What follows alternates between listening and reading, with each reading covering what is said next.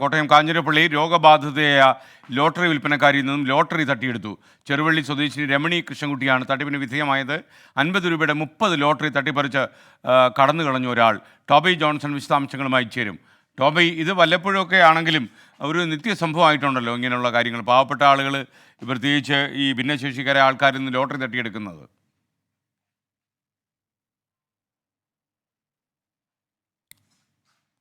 തീർച്ചയായിട്ടും SKN, നമുക്കറിയാവുന്നതുപോലെ ഇത്തരത്തിലുള്ള ആളുകൾ ജീവിക്കുന്നതിന് വേണ്ടിയാണ് അവർ ഈ ലോട്ടറിയുമായി ഇറങ്ങുന്നത്. വഴിയിലൂടെ ഒരു സ്ത്രീയാണ് ഇപ്പോൾ ഈ തട്ടിപ്പിന് ഇരയായിട്ടുള്ള രമണി എന്ന് പറയുന്നത്.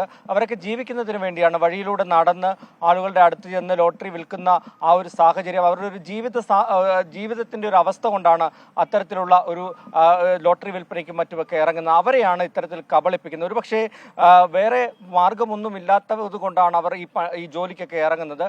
അവരെ കബളിപ്പിക്കുന്നത് എന്ന് പറയുമ്പോൾ തന്നെ അതിൻ്റെ ഒരു വേദന അത് കൂടുതൽ രൂക്ഷമാണെന്ന് വേണമെങ്കിൽ പറയാം. കഴിഞ്ഞ ദിവസമാണ് ഈ രമണിയുടെ പക്കൽ നിന്നും ഒരാൾ വന്ന് ഇരുചക്ര വാഹനത്തിൽ വന്ന് ലോട്ടറികൾ നോക്കുന്നത്.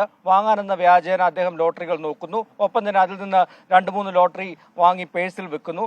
ഇതിനിടയിൽ കയ്യിലിരുന്ന ഒരു 50ഓളം ലോട്ടറിയുമായി 50 രൂപയുടെ 30 ലോട്ടറിയുമായി അദ്ദേഹം പെട്ടെന്ന് വാഹനം സ്റ്റാർട്ട് ചെയ്ത് അവിടെ നിന്നും മുങ്ങുകയായിരുന്നു എന്നാണ് നമുക്കിപ്പോൾ മനസ്സിലാക്കാൻ സാധിക്കുന്നത്. 78 ലോട്ടറികളാണ് വാങ്ങിയത്, നോക്കാൻ വേണ്ടി വാങ്ങിയത്.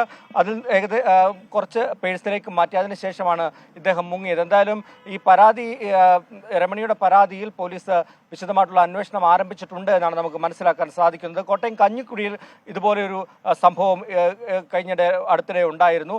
കണ്ണ് കാണാൻ വയ്യാത്ത ഒരു സ്ത്രീയുടെ അടുത്ത് വന്ന് ലോട്ടറി വാങ്ങുകയും അവരെ കബളിപ്പിച്ച് ലോട്ടറി ദിവസവും എടുത്തുകൊണ്ട് പോകുന്നൊരു സംഭവം നമ്മൾ ഇതുപോലെ തന്നെ റിപ്പോർട്ട് ചെയ്തു. അപ്പോൾ ഇത്തരത്തിൽ സാധാരണക്കാരായിട്ടുള്ള ആളുകളെ ജീവിക്കാൻ വേണ്ടിയുള്ള ഒരു ശ്രമത്തിൻ്റെ ഭാഗമായി ഈ ലോട്ടറി വിൽപ്പനയ്ക്ക് ഇറങ്ങുന്നവരെയാണ് ഇത്തരത്തിലുള്ള ആളുകൾ കബളിപ്പിക്കുന്നത് എന്നുള്ളത് വേദനാജനകം തന്നെയാണ്. അതല്ലാതെ മറ്റൊന്നും നമുക്ക് പറയാനില്ല. എന്തായാലും ആ വ്യക്തി ഈ ലോട്ടറി തിരിച്ചു നൽകി മാപ്പ് പറയണമെന്നുള്ള തന്നെയാണ് നമുക്കും പറയാനുള്ളത്. SKN.